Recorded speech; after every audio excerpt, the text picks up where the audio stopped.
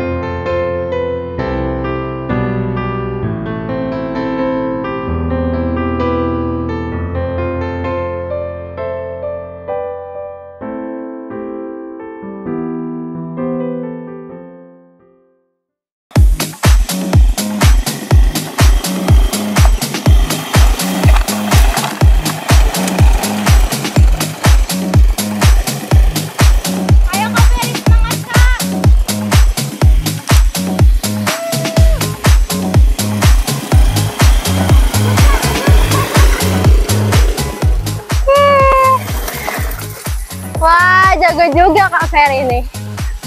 Keren. Iya dong. Masa iya aku kalah sama kamu? Enggak lah. Sekarang giliran aku. Iya dong, ayo itu banyak spot foto. Aku nih harus banget loh upload hari ini juga. Kak Ferry kan janjinya harus fotoin aku, dan yang bagus. Oke, siapa takut? Oke, let's go.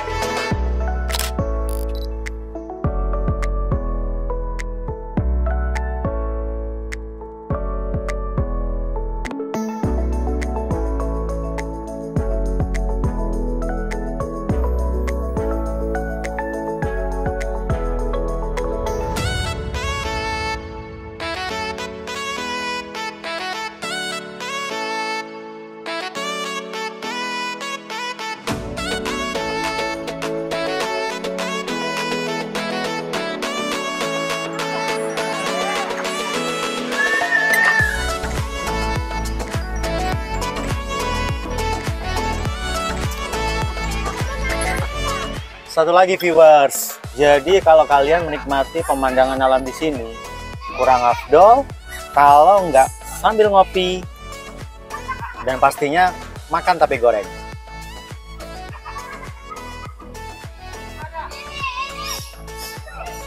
Dan jangan lupa viewers untuk selalu bersyukur atas seluruh karunia Tuhan yang telah menciptakan alam semesta begitu sempurna.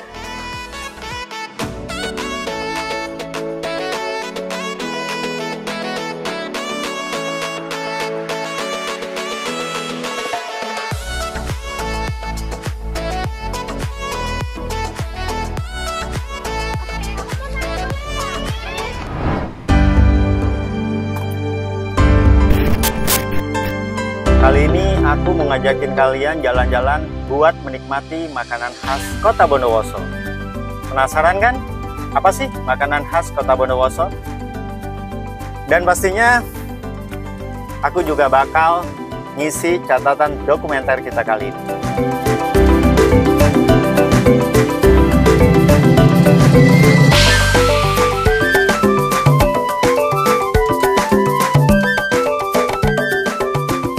Sentra usaha tapai yang paling banyak di Bondowoso terletak di Kecamatan Wuringin, viewers. Desa Wuringin ada di bagian barat Bondowoso sekitar 20 km dari pusat kota. Selama perjalanan, kita akan melihat banyak pemandangan yang menarik karena Desa Wuringin berada di daerah ketinggian, viewers. Selain bertani, sebagian besar penduduknya memiliki usaha tapai.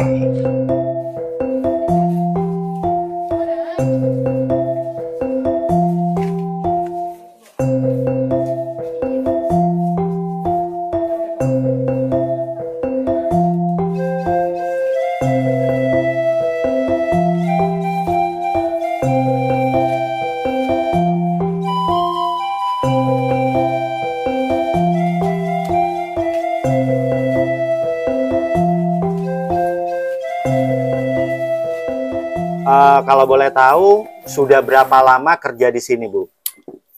Kurang lebih dari 14 tahun. Kurang lebih 14 tahun. Iya. Selama 14 tahun itu, pasti ada suka dan duka, enak nggak enaknya.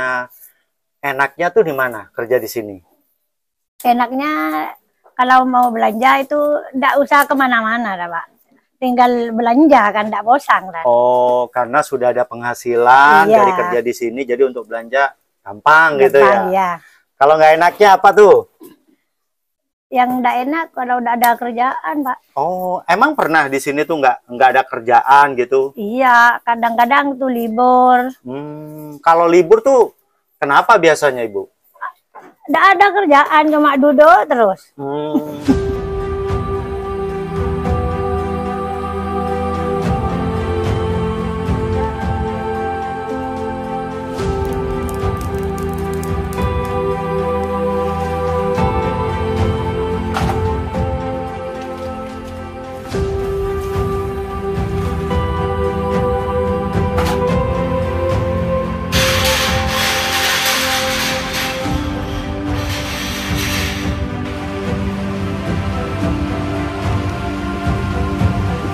Viewers, setelah singkong ditiriskan dan dirasa cukup dingin, masuk ke proses peragihan.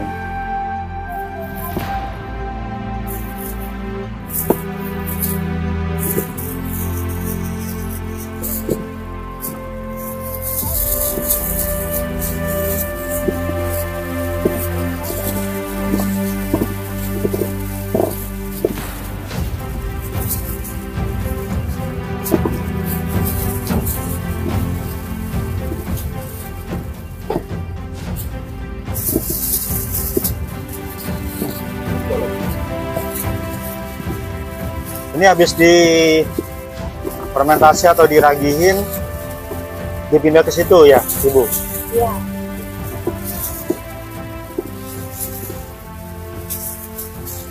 Setelah singkong difermentasi, lalu masuk ke pengemasan. Jadi dibesek itu sendiri, dikasih daun pisang, baru singkongnya dimasukin. Kemudian ditimbang. Setelah itu baru ditutup sama daun pisang lagi. Setelah itu ditutup.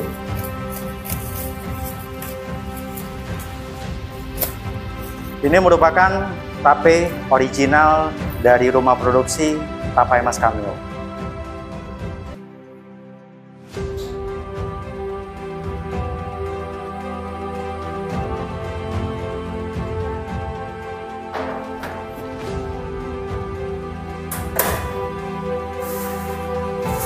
Nah, ini dia viewers. Jadi setelah tapai itu dikemas pakai daun pisang, lalu di oven, jadinya seperti ini viewers. Sekarang pengemasan untuk tape bakar.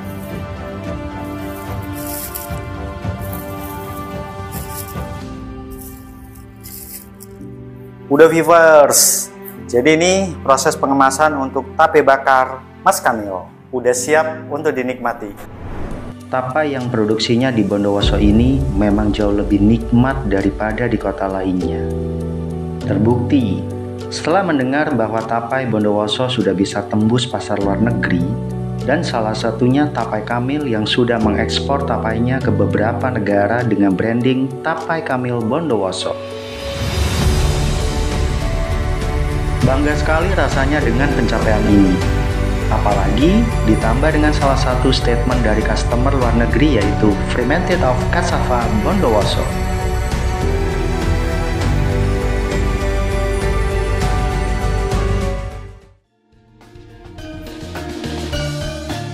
Inilah Kecamatan Tamanan viewers. Di kecamatan ini ada salah satu pemuda yang telah menorehkan sejarah sekaligus menciptakan kebanggaan tersendiri untuk masyarakat Bondowoso, terutama masyarakat Tamanan.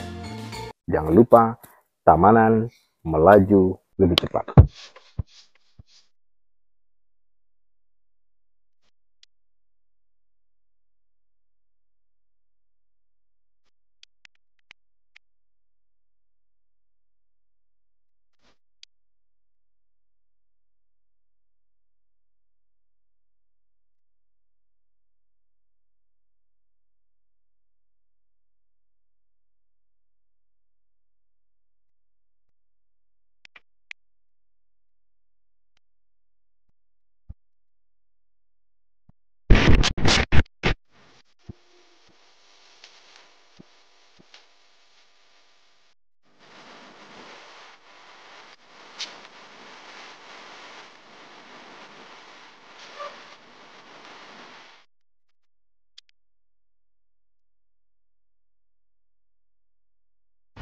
Jadi Ijen Batik itu sudah menggunakan desain digital. Tujuannya untuk mempermudah kita menawarkan ke konsumen. Oke. Kalau Ijen Batik kita menawarkan desain dulu. Oke. Kalau ada perubahan di background atau warna motif bisa langsung kita rubah. Oke. Sejauh ini Mas, konsumennya Mas Andri atau Ijen Batik Bondowoso ini rata-rata dari generasi milenial atau anak muda atau menyeluruh nih? Menyeluruh ya. Bahkan dari TK pun itu ada. Biasanya sama tuh muncul ide itu, kan kalau ide tuh suka datangnya tiba-tiba tuh Mas Andri. Apakah hampir setiap hari sama tuh punya ide untuk sama tuangkan atau kadang-kadang nunggu momen tertentu atau gimana? Kalau saya pribadi itu biasanya menargetkan diri sendiri agar satu hari itu minimal membuat satu desain. Jadi ditarget tuh ya? Iya, ditarget ke diri sendiri, satu hari itu satu desain. Mau itu desain yang pesanan atau enggak pesanan, meskipun tidak ada pesanan, jadi saya buat satu desain. Jadi ketika ada pesanan, kita sudah punya stok desain untuk ditunjukkan ke konsumen. Oke. Mas, yang pesan batik kesamaan ini paling jauh dari mana Mas? Kalau untuk yang pesen itu yang paling jauh dari California, kemudian Hong Kong dan Australia. Dengan adanya Ijen Batik di Desa Kemirian, malah banyak menyerap tenaga kerja yang ada di Desa Kemirian. Sampai pada akhirnya kita dipercaya untuk membuat batik Asian Games, yang mana batik itu dipakai oleh beberapa tamu negara, beberapa menteri, dan juga bahkan presiden. Ketika batik Asian Games itu hype, kemudian menjadi tren batik dengan nuansa warna gradasi yang mencerminkan semangat, di situ kita bisa merambah pasar nasional dan juga internasional. Karya seni luar biasa dari tangan-tangan yang tak pernah lelah melukis kain. Kini tak perlu khawatir lagi akan kelestarianmu, batik karya tangan Nusantara. Dan salah satunya ada di Kecamatan Tamanan.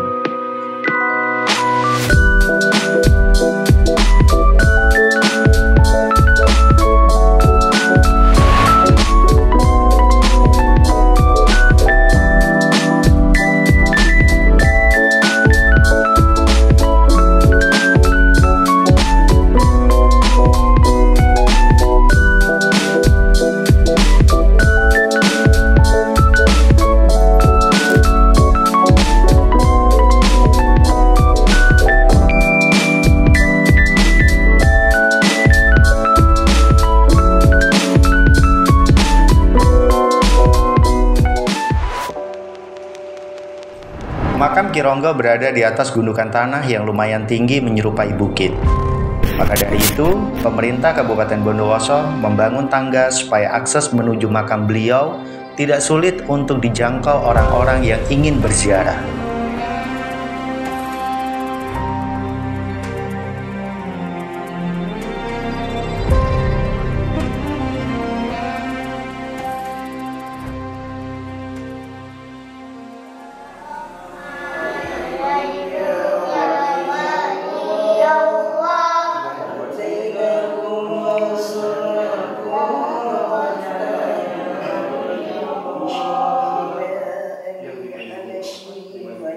Raden Bagus Asra itu asalnya dari Pamekasan. Beliau putra dari Raden Demang Walikrama. Saat itu pada tahun 1743 di Pamekasan terjadi pemberontakan dan baru bisa selesai dipadamkan pemberontakan itu pada tahun 1750. Saat pemulihan pemerintahan di Pamekasan karena khawatir terjadi pertikaian kembali, nenek dari Raden Bagus Asra, yaitu Nyi Seda Bulangan, kemudian membawa Raden Bagus Asra kecil hijrah ke Pulau Jawa.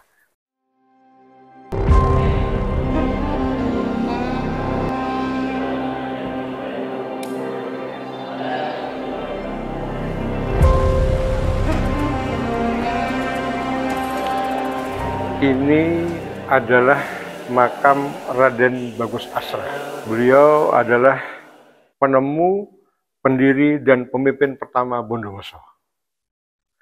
Ini adalah makam Roro Sa'diyah, istri beliau yang selalu setia mendampingi pada saat mencari tempat lahan yang subur ke arah selatan. Kemudian yang ketiga, ini adalah makam Raden Djoko Sridin. Beliau adalah putra kedua dari Raden Bagus Asra dan Nyi Roro Sa'diyah, dan beliau yang menggantikan kepemimpinan pada saat Raden Bagus Asra mundur dari jabatannya. Setelah kita mendengar cerita dari Bapak Yudi, perjuangan Raden Bagus Asra sangat luar biasa dan patut kita kenang. Sekarang, giliran kita untuk tetap menjaga sekaligus melestarikan kota kita tercinta, Bondowoso.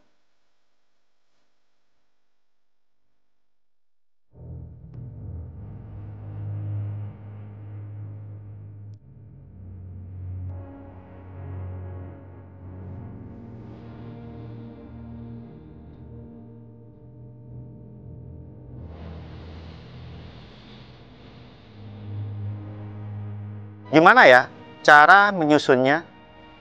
Secara batu-batu di sini berat loh, dan pastinya usianya sudah ratusan tahun. Aku jadi penasaran. Kalau gitu, kita keliling dulu yuk, sambil aku foto-foto beberapa batu unik yang ada di sini.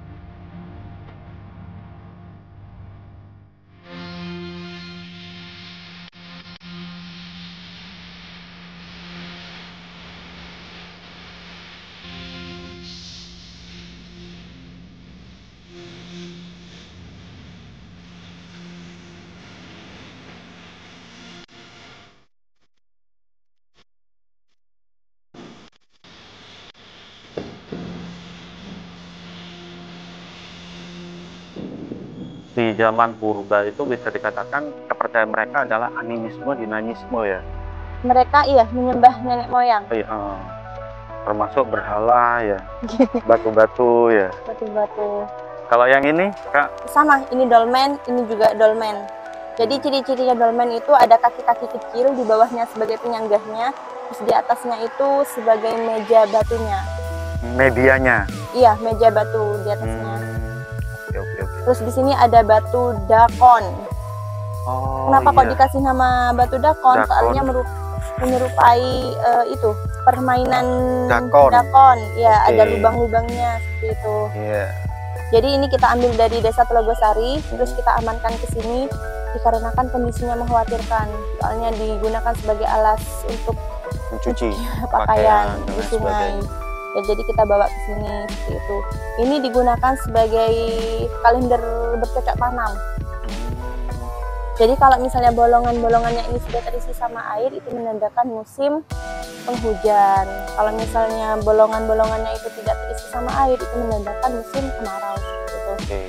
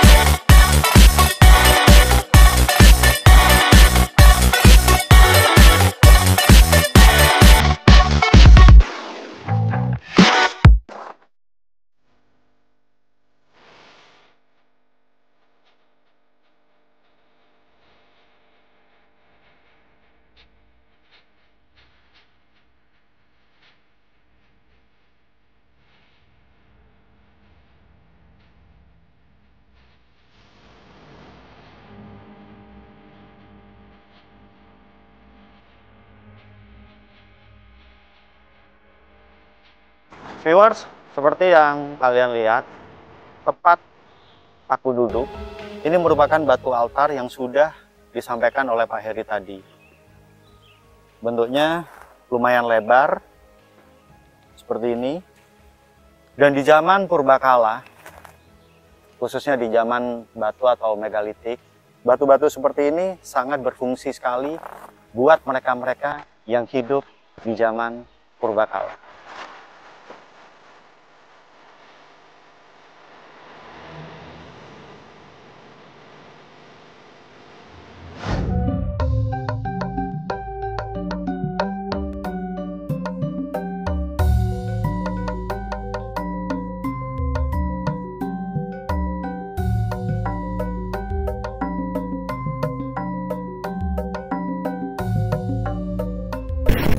Halo Kak. Iya, halo. Sorry ganggu nih Kak. Oh ya, kenalin, saya Ferry Kak. Cynthia. Kak Cynthia, Iya. dari jauh aku jalan ke sini, aku perhatiin gerakan tarian Kakak tuh gemulai sekali. By the way, ini lagi latihan atau gimana Kak? Lagi latihan, kebetulan saya belajar tari gitu. Belajar tari. Iya. Ngomongin masalah belajar tari, aku sendiri juga lagi nyari sanggar tari yang spesifik soal seni tari itu sendiri. Kira-kira di Bondowoso ada nggak ya Kak? Kebetulan kalau di Bondowoso itu ada beberapa sanggar tari ya. Kalau saya sendiri itu di Sanggar Pensi punyanya Bapak Badi Subadi. Oke, Bapak Badi Subadi. Iya.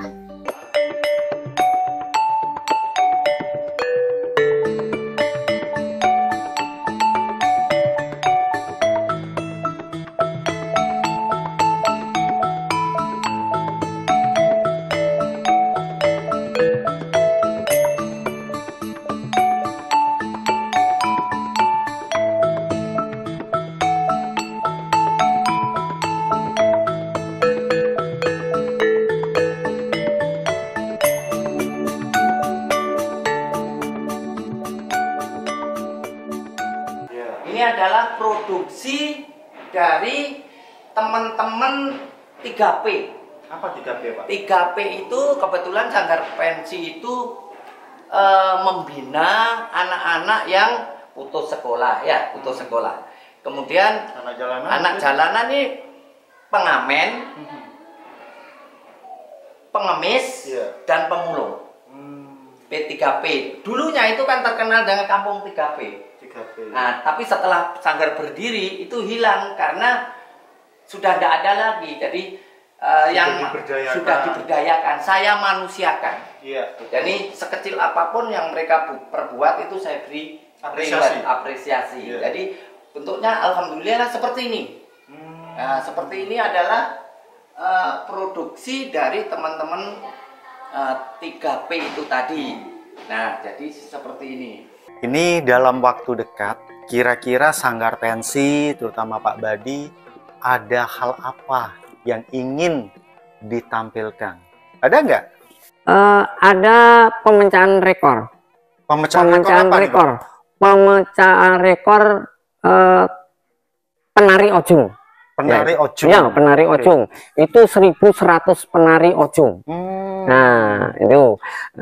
Jadi tanggal 13 Juli. Besok. Ya, besok ini.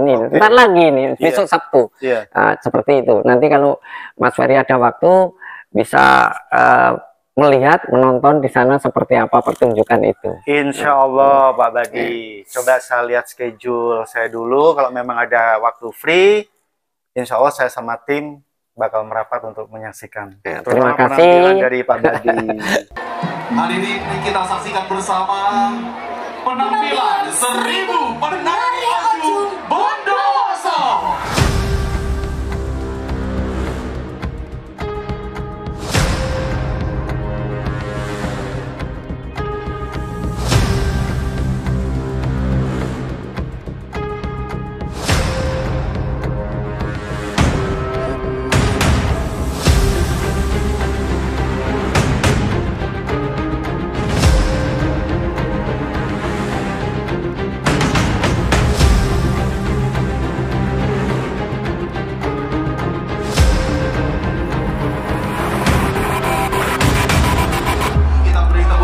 Meriah untuk penampilan 1000 penari ojung yang ditampilkan begitu semangatnya oleh adik-adik kita pada malam hari ini.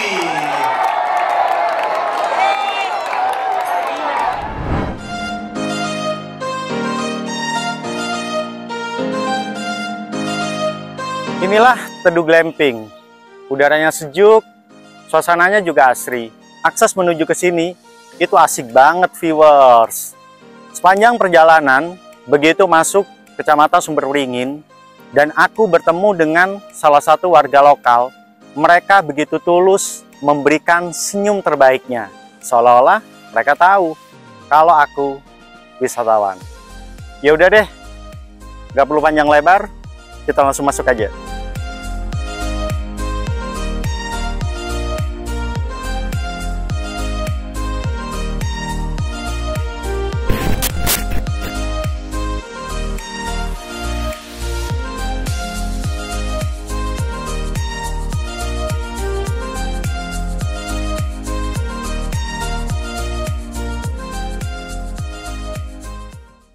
Sini kita ada 8 tenda, Mas.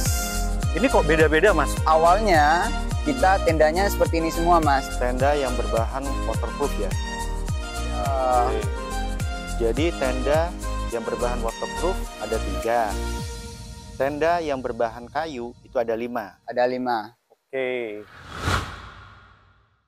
Jadi antara tenda yang berbahan waterproof dan tenda kayu, ini ada tempat untuk bersantai lagi ya Mas Rifa? Iya, betul. Yes, mantep banget ya. Di sini udah bisa ngecamp, duduk, nyantai. Ya luar biasa, luar biasa.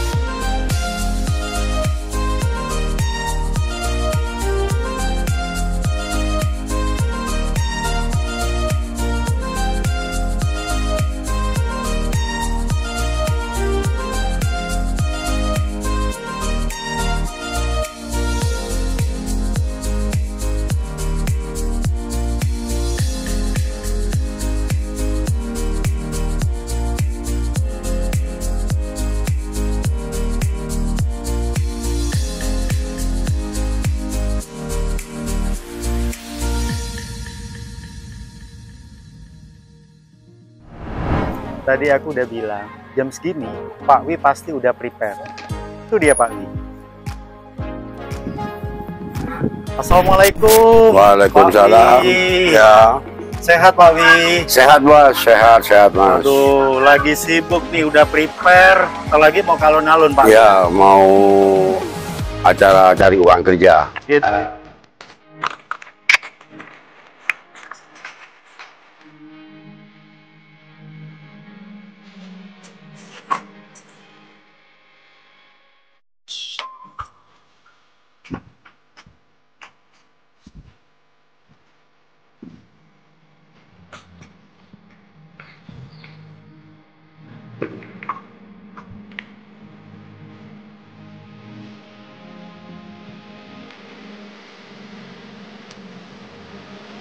Viewers, aku barusan nyobain bawa kudanya dari kandang tadi menuju ke depan.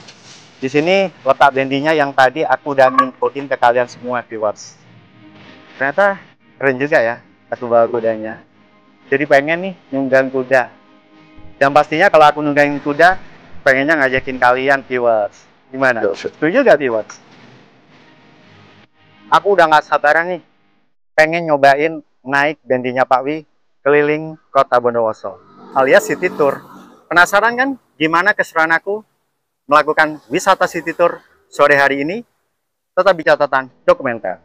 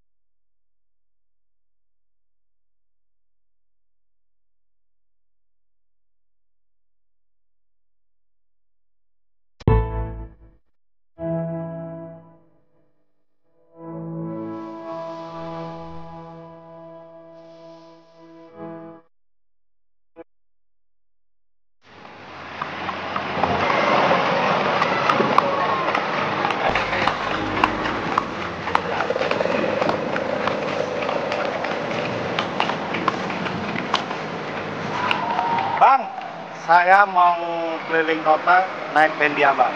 Boleh, monggo.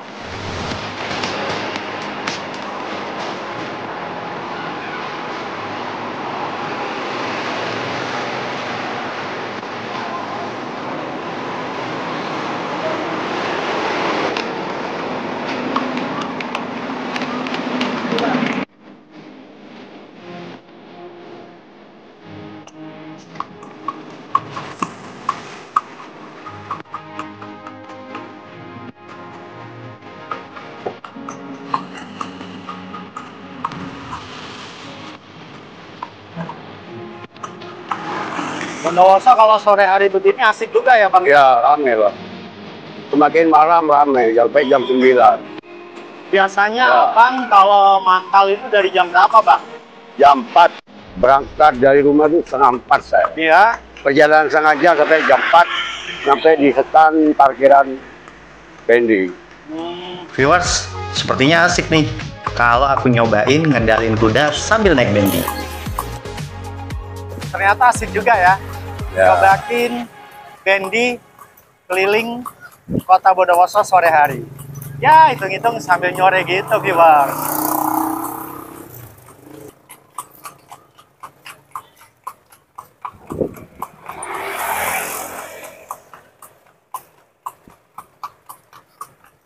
Bang, kalau misalnya keliling alun-alun kayak gini, ini berapa duit, Bang? 2 putaran ongkosnya sini 30.000. Oke, viewers. Jadi dua kali putaran ya, Bang ya? Ya. 2 kali putaran itu berapa, Bang? Hanya 30.000, murah, meriah. Hanya 30.000 rupiah, viewers. Murah, meriah. Kalian udah bisa keliling kota sambil naik bendi. Jadi buat kamu yang pengen ngerasain gimana sih asiknya naik bendi sekaligus mengemudikan bendi, langsung aja main-main ke Bondowoso. Dan jangan lupa ya, hubungi Pak Wi. Pastinya kalian bakal diajarin. Sama seperti aku tadi. Yang jelas, Bondowoso itu seru, Bondowoso itu keren. Apalagi kalau kita naik band.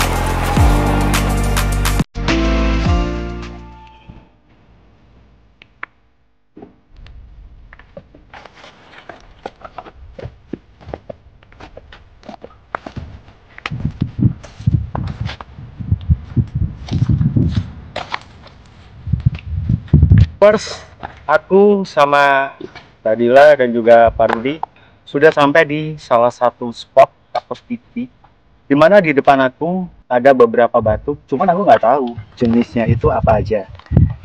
Aku coba tanya ya sama Pak Rudi. Pak Rudi, bisa dijelasin batu-batu yang ada di depan kita ini jenisnya apa saja, Pak? Nah, ini juga ada batu lingga ya, dan juga ada batu pilar seperti itu.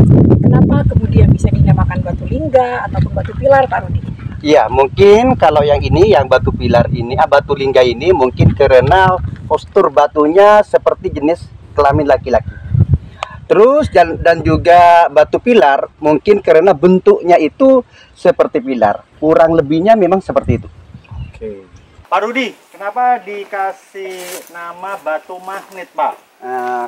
Mungkin karena posisi batunya seperti ini dan besar dan juga nyentuhnya sedikit. Mungkin karena seperti itu, kayak ada magnetnya. Tapi sebenarnya di dalam itu nggak ada magnet. Nggak ada, tapi dengan posisi miring seperti itu kan seharusnya jatuh ya, tapi enggak pernah jatuh, memang seperti dulu posisinya seperti itu. Oke. Jadi memang dari dulu posisinya memang seperti itu ya? Memang Pak seperti Rudi, ya? itu, iya betul. Walaupun ada gempa waktu itu tetap tidak pernah pindah dari tempatnya. Inilah batu magnet yang udah dijelasin sama Kak Dila dan juga Pak Rudi tadi. Batunya besar banget. Cuman di sisi sebelah bawah itu nempelnya cuma sedikit. Anehnya itu nggak jatuh, viewers.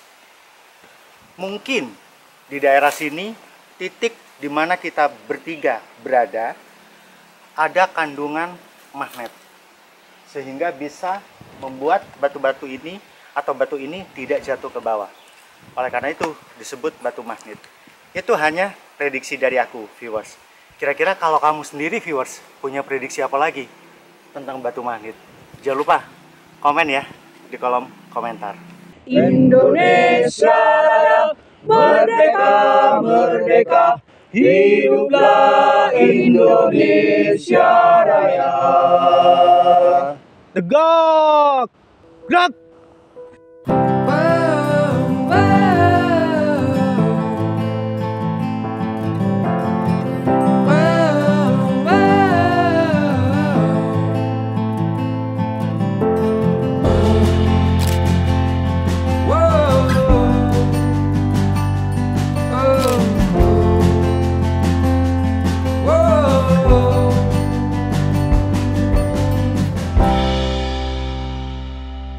Aku bangga bisa menjadi bagian dari bangsa yang besar ini, bangsa Indonesia. I love Indonesia! I love Bondowoso!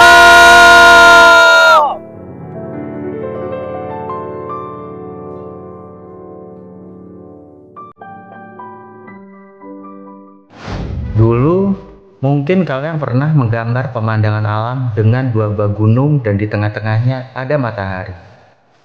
Kali ini aku bakal tunjukin ke kalian lukisan yang bervariasi, terutama cara atau teknik melukisnya. Apalagi karya lukisan beliau banyak diminati oleh orang-orang yang suka akan lukisan yang bernilai tinggi. Aku sendiri nggak tahu bagaimana market lukisan di Bondowoso.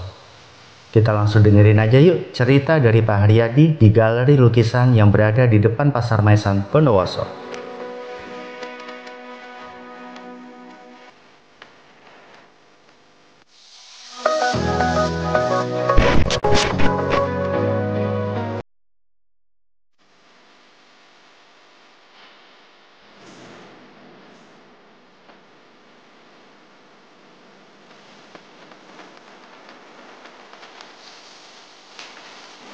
Pak Har, Ya, saya pengen tahu nih, lukisan karya dari Pak Har ini kan memiliki style atau gaya pointillisme. Sebenarnya pointillisme itu apa sih Pak?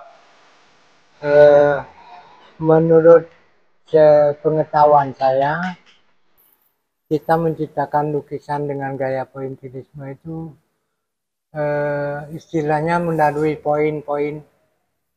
Jadi melalui apa ya, titik, kita bergradasi warna itu dengan titik. Jadi antara gradasi dari hitam, dari adoni sampai ke sinar yang putih itu kita pakai gradasi dengan bergaya poin-poin. Pointillisme, poin-poin atau titik-titik itu sendiri ya? Titik itu menciptakan gradasi warna yang kita inginkan. Jadi, tidak melalui sapuan kuas. Oke. Tapi melalui titik. Jadi melalui titik-titik itu sendiri ya, atau poin-poin ya Pak ya? Itu menciptakan gradasi warna yang ada yang dekat, jauh, seperti background ini kan ada yang dekat, jauh. Nah, kita ciptakan dengan gaya pointillisme, yaitu pakai titik. Pada dasarnya gaya pointillisme itu gaya gradasi warna yang diciptakan tidak sebagaimana mestinya.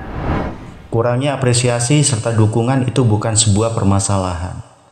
Mungkin permasalahan terbesar bagi para pelaku seni lukis adalah ketika cat dan kanvas sudah tidak bisa lagi menjadi tempat untuk melukis imajinasinya. Catatan dokumenterku kali ini ternyata sudah terlukis indah bersama Pak Haryadi di Galeri Lukis Bondowoso.